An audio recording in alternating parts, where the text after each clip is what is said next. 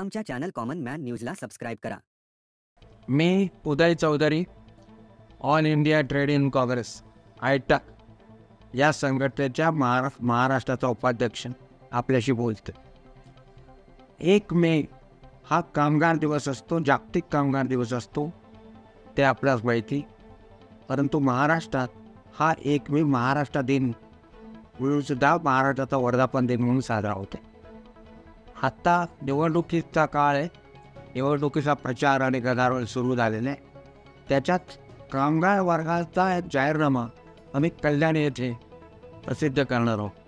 आणि हा जाहीरनामा प्रसिद्ध करण्यासाठी कल्याणमध्ये सुभाष मैदान येथे जे मराठा समाज हॉल आहे त्या ठिकाणी एक कामगार मेळावा आम्ही आयोजित केलेला आहे. या कामगार मेळाव्यात केंद्र सरकारच्या आस्थापना, राज्य सरकारच्या आस्थापना, खाजगी आस्थापना, कंत्राटी कामगार, या सगळ्या बांधकाम कामगार, मोलकरीण, अंगणवाडी, बालवाडी अशा कर्मचारी, अशा विविध क्षेत्रात काम करणाऱ्या ज्या संघटना आहेत, कामगार संघटना, त्यांचा मेळावा आहे.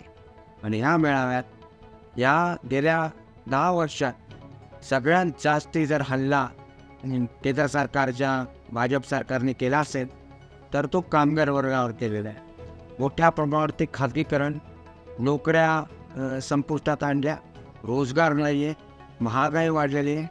अशा सगळ्या अरिष्टामध्ये कामगार वर्ग हा